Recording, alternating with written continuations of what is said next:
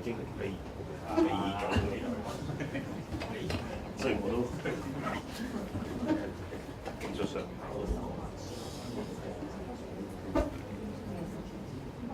歡迎大家嚟到香港復興會舉辦嘅公民政治講座。咁今日嚟到第2回啦。咁我哋今日嘅題目係拆穿新自由主義，解放香港人。咁就係承接翻上次我哋第1回嗰時就討論過講主權嘅嘢啦。咁就係一啲政治啊國家嘅層面。咁今次我哋就由一個社會同埋經濟嘅角度去出發。咁其實而家個社會好多人喺度討論新自由主義啦。咁就即係一個都幾流行嘅一個專有名詞啦。咁其實就我哋一般嘅理解咧就係新自由主義就係小政府大市場啦。咁同埋係即係政府放寬管制啦，咁將啲公共資產去出售。咁其實好多如果係一般嘅香港人，咁佢哋都我覺得啦，就係基本上係可能係感受到新自由主義嘅好處多啲嘅，因為都係覺得為我哋帶嚟方便啦。即係譬如話你出街，咁你落街個商場可以解決到你所有嘅生活需要，咁同埋好方便啦。咁你出街搭公共交通工具，咁好似都幾方便啊，幾有效率咁樣。咁所以我就想問啦，咁老師係即係點解拆解咗呢個新自由主義可以解放到香港人咧？嗰個係即係我哋嗰個落街比較方便嗰個就同新自由主義關係唔係咁大。嗰個係因為香港嘅地唔夠多，所以政府喺規劃嘅時候咧，就留咗好大部分嘅地方做綠色地、綠色保育地。咁跟住將人口同埋經濟活動集中喺市區或者係衛星城市。咁喺嗰個管理嗰度咧，就盡量係做到佢哋係好緊密咁連接，即係可以用好短嘅車、好短路程嘅車，或者係好快速嘅步行，由屋企落到商場買嘢，跟住搭少少車就可以返到工。咁嗰個係香港，雖然佢嗰個規劃或者係嗰個公屋係政府或者係類似個自治政府或者國家提供，但係佢係非常有效率嘅，即係喺過去60年代一路去到80年代甚至90年代。咁故此佢方便就唔係因為新自由主義，佢方便係因為喺嗰段時間香港係做緊一個類似建國嘅嘢，即係話佢要將一大批香港剩低嗰啲遺民啊、難民啊、移民嗰啲咧，係重新將佢哋嗰個社會結構係 build up 起嚟，即係建設起嚟。於是將佢好緊密咁樣聯繫住。咁政府提供嘅公共服務當時咧係見唔到幾多嘅，即係話你見唔到政府嗰個無形之手喺度喐緊嘅，因為當時嗰啲 security 即係嗰啲管人嘅 security 啦、房屋處啦，嗰啲好多都係好似懶散咁，唔多理嘢，咁就任得你喺度，任得啲市民喺度做事。咁所以嗰陣係令到香港有啲好似好團結嘅社區精神。咁所以嗰段時間咧就係做緊社會建設，或者係我哋叫 social engineering， 即係話社會工程嗰樣嘢。未至於去到建立個國家，但係向嗰度進發緊嘅。咁頭先你講嗰個新自由主義嗰樣嘢咧，就係啱呢個相反，佢就要將呢個 process 係瓦解。因為呢個 process 係對即係呢種咁嘅社會工程，即係啲人越嚟越緊密，鄰舍合作得好好。雖然嗰啲好多嘢係政府規劃同政府提供，但係唔需要太多嘅政府干預。啲人可以用自己嘅方法嚟到使用公共空間，同埋係約束到自己個風俗或者係公共秩序亦都係破解，唔需要太多嘅警察或者太多嘅服務員或者公務員去管。故此佢要拆，但係呢樣嘢係唔能夠令到商業介入得太多，即即係個政府介入太多，跟住商業係冇辦法無從入手。咁於是嗰個喺97嚟緊嗰陣就開始頭先你講嗰個小政府大市場嘅嘢，就嘗試將政府拎走。拎走咗之後入嚟嘅就係商界。咁商界係冇公共責任嘅，亦都冇國家精神嘅。商界要做嘅就係盈利，同埋喺如果香港嘅狀態咧，就係喺壟斷嘅情況之下盈利。咁故此佢會將佢用收購合併，特別係地產嗰種收購合併咧，係將啲小嘅企業趕走，或者將啲公共服務嗰啲嘢係趕走，咁跟住用私人商業嘅服務嚟取代。最後商業霸權或者商業財團變成香港嘅私有國家。當然呢個名詞係悖論嚟嘅，但係管制緊香港嘅其實係一個 privatized country 私有國家。咁呢個正係我哋喺97之後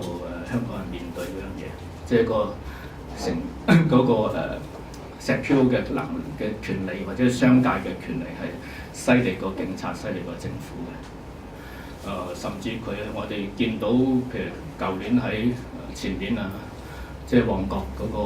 佔領係點樣瓦解嘅咧？唔係用警察力量瓦解，用商界力量瓦解嘅。商界一個小巴商會喺嗰度申請禁制令，話你影響我嘅生意，但小巴唔行彌敦道喎。跟住啲人就話：係喎，我哋阻住一啲商業嘅力量，所以就跟住嗰個商業力量，由於申請咗法庭嘅禁制令，而法庭亦都係唔合理咁頒布咗禁制令俾一個佢冇商業利益嘅集團喺嗰度行使，或者係宣佈借住法庭嘅力量宣佈嗰個禁制令，而令一般人去退開。呢個就可以睇到喺香港嗰個政府力量係唔夠商業力量咁犀利，但係商業力量佢必須要同一個腐敗咗嘅法治力量結合，咁佢就可以成為一個類似一個商業國家咁嘅力量。咁我哋香港面對嘅就係呢樣嘢 ，very simple。我係喺感冒嘅狀態之後講，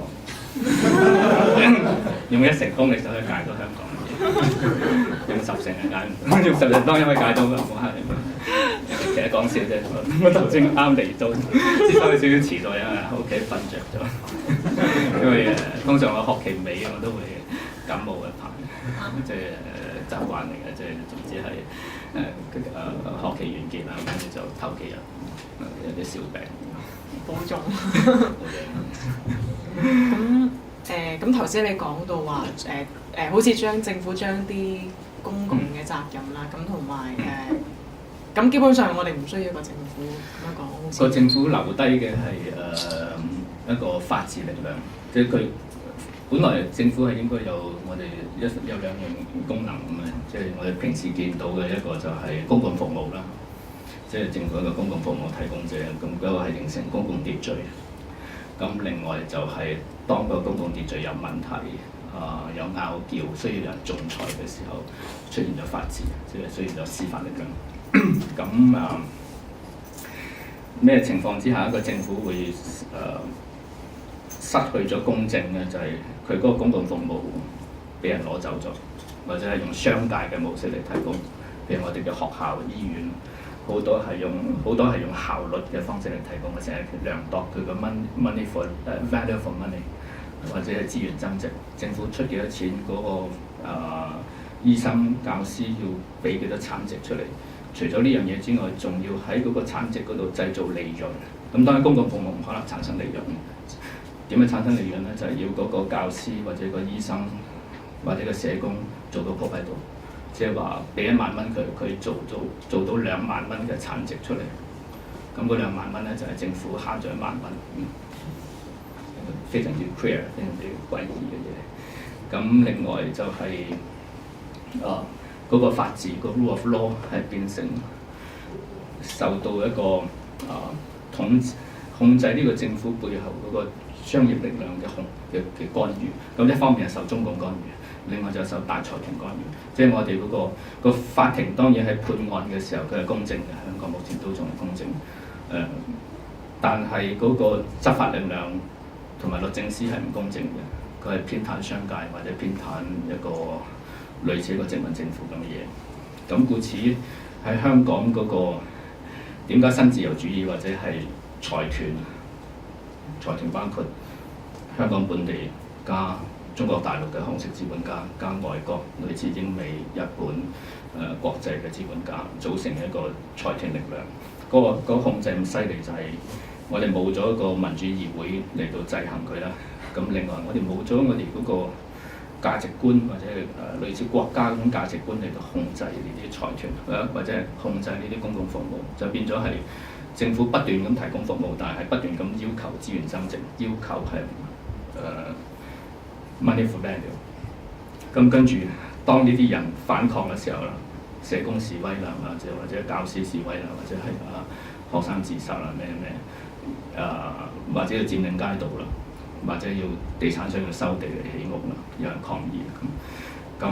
喺97前嗰個法治力量咧，就係採取公正嘅方式嘅 impartial 嘅，即係話總之你和平進行，即係示威者和平進行，警方都和平咁執法。咁佢犯咗咩罪或者告得入嘅，咪拎入法庭度判咯，等法官判。咁就雙方係維持一個和平或者係唔行使暴力嘅狀態。咁97之後就唔係咁，97之後就只要挑戰到政府或者挑戰到商業勢力或者財團勢力，咁嗰個執法力量就會偏袒喺政府或者財團嗰度，而使到嗰個反抗即係個 resistance 勢力冇咗。咁一方面就係要求人哋好勤力咁做嘢，幫政府慳錢，或者幫商家佬慳錢。即係無論嗰個商業僱主或者政府嘅僱主，都要求個員工係加碼咁樣做嘢而產生利潤或者產生增值服務。咁另外一邊咧就如果對抗呢啲嘢嘅力量，就用一啲武斷或者唔合理嘅司法嚟到鎮壓或者滋擾。咁故此喺呢兩種狀態之下，香港人就非常一方面非常疲勞，另外一方面係好難產生有效嘅抗爭，跟住就會出現無力感、疲倦、失去方向、失去希望。咁呢個就產生咗社會，我哋嘅社會學上叫做社會失序。社會失序嘅結果就係自殺。呢個係古典社會學思想，古典社會學思想家杜爾凱姆講佢嘅自殺論就係講呢樣嘢，社會失序於是自殺。但係當然有啲人唔自殺，嗰啲咪長期處於抑鬱或者係各種嘅慢性疾病我哋所謂嗰啲亞健康狀態嘅，即係唔係太健康，但係又冇乜出到大病咁嗰啲亦都係咁嗰啲亦都係產生新嘅商業服務，就各種嘅諮詢藥廣告諸如此類啦，治療或者啲另類治療之類嘅嘢。咁所以香港係一個要了解香港唔係太難，但係個情況其實係好複雜嘅。當然要拆解呢啲複雜嘅情況亦唔係難，你只要有啲好簡單嘅歷史知識，即係你知道嗰件事嘅來龍去脈，同埋係唔好太相信政府嘅説辭啦。即係政府嗰啲政治宣傳啦，即係話一定要小市場大政府，唔係小政府大市場，跟住共親政府做嘅咧都係冇效率嘅，或者係公務員就係懶嘅，類似嗰啲咁嘅嘢。即係唔好相信佢哋講呢個。係啊，我哋要有自己嘅判斷力啦，同埋要有香港特殊情況嘅判斷。譬如話政府提供服務通常係差或者冇乜效率嘅，但係香港嘅特殊情況咧就因為人口密集，所以佢係慳翻效率嘅。譬如公屋，行幾條街就係學校，跟住再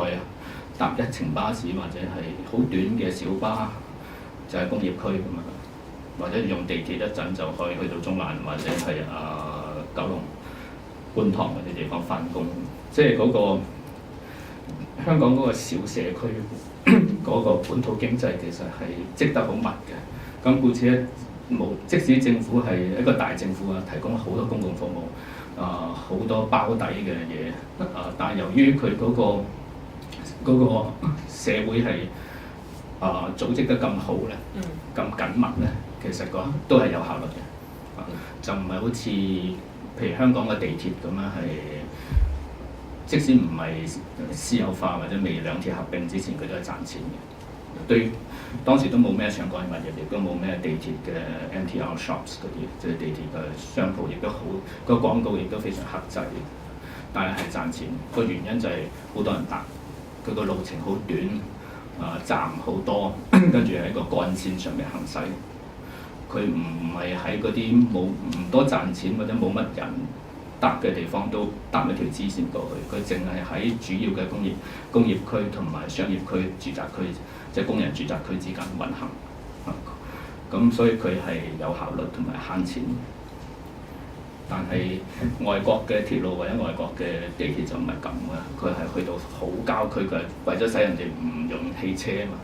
佢嗰個有一個國家精神，就要一來要環保，二來就係要盡量要中產放棄用汽車，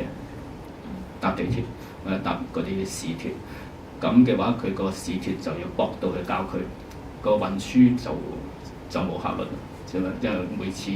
過咗繁忙時間之後，好少人搭，跟住就蝕錢。但係香港嘅地鐵系統唔係咁，香港地鐵系統係經常都係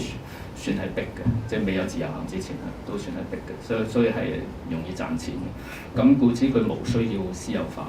佢依然喺國家手上。一方面係有效率，另外就係有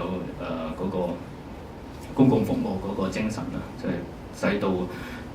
比較窮嘅人由即係低級中產去到工人階級，佢能夠係如果唔搭小巴或者唔搭船嘅狀態，佢又快啲嘅話咧，佢係可以用平嘅票價去到佢翻工嘅地方，跟住翻到屋企。個係個有效率嘅公共運輸，所以我哋初地鐵叫做 mass transit system， 即係乜佢叫 mass transit rail， 即係集體運輸系統。佢一定要 mass transit， 佢係有一大量嘅運送咧，所以佢係慳錢。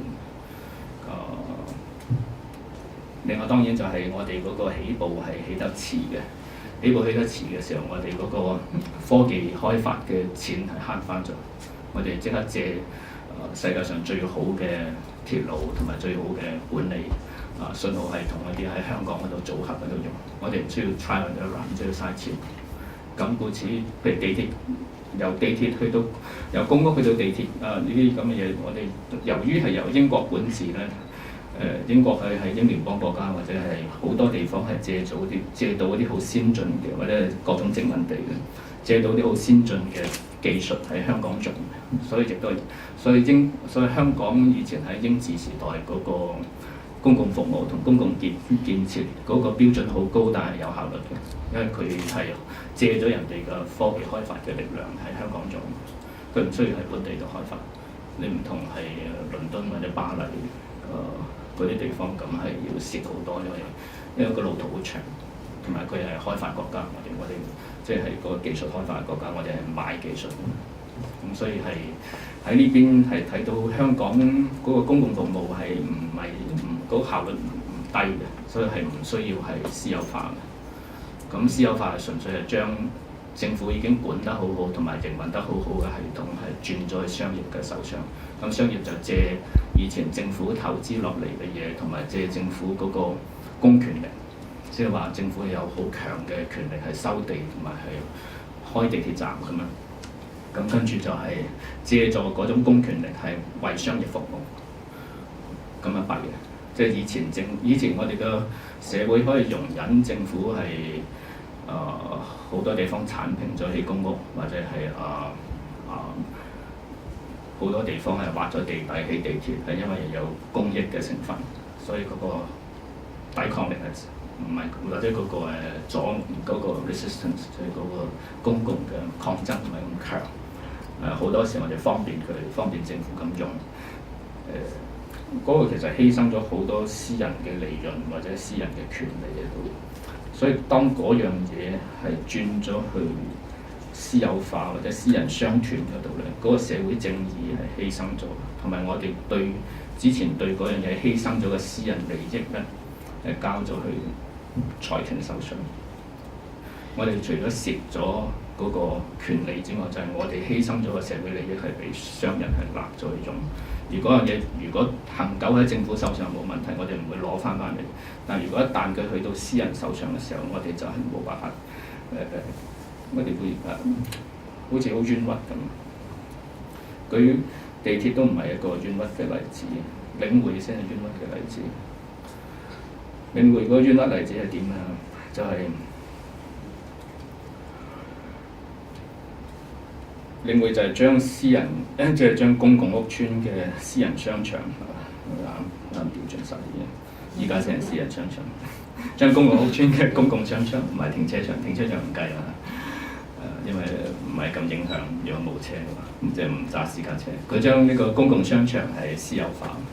而公共商場乜咧？屋邨嘅私人商場乜嚟嘅？佢係為咗當時係方便將一批喺市區咧遷拆嗰啲人係送咗去市郊或者衛星城市喺嗰度，但係為咗慳翻佢日常來回嗰個買餸或者係攞公共服務嗰個時間咧，所以喺商場嗰度俾一個濕貨街市，一個平租啲嘅民生商場，跟住入邊會有幼稚園、學校、補習社、各種嘅公共服務、屋邨診所、藥材鋪嗰啲咁嘅嘢，令到佢個生活嗰個使費係低啲嘅。另外一邊咧就係、一方面係方便嘅生活，另外咧就係、由於佢去市區或者去市中心需要搭車，同埋需要去買啲比較唔係咁熟悉嘅鋪頭，可能會買得貴啦。所以嗰個商場係綁住佢喺嗰度消費，即係話當政府將一批人由市中心嘅山邊木屋又好、爛鬼劏房、板間房都好，將佢遷去市郊，譬如遷去類似係石蔭村、石梨村嗰啲咁嘅地方嘅時候咧。政府嘅承諾就係話，你喺嗰個商場你可以得到你民生嘅服務，你唔使再翻去深水埗啦，大佬啦。你喺石蔭嗰邊你搞掂到生活，嗰邊仲有幾間學校都唔係太差嘅學校。但係即係話嗰個商場係將呢一批喺市中心遷去市區邊緣嘅人嘅補償嚟嘅。因為佢綁住佢喺嗰度，一方面係補償，另一方面係綁住喺度消費，同埋綁住喺度攞公共服務。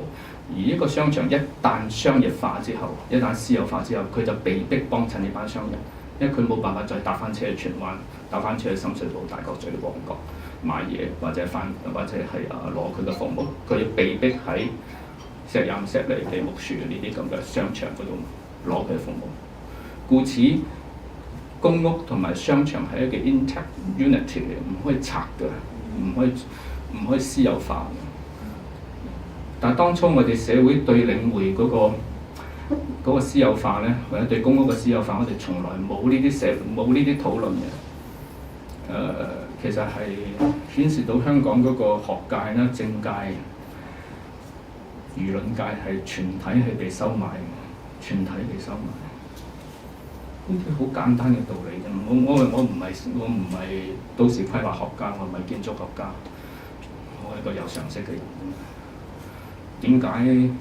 我其實當時都係喺報紙寫過呢啲嘅。大班就淨係話賤賣資產啦，要個估值要高，個股價即係嗰個評估價值要高啲，但係未去到呢啲咁基礎嘅，我哋叫 ground level 嘅。Public discussion 嘅我哋叫好基礎嘅公共討論，咁呢個其一啊，其二就係一個公屋商場，你將佢賣咗佢，雖然係違反公共嘅利益，如果出賣咗當初將嗰批居民由市中心惡劣環境邊嗰啲係遷咗去市區邊陲嗰個承諾。即係嗰個其實係個 social contract 嘅承諾，即係社會合約嘅承諾。咁另外就係佢賣嘅時候係賣俾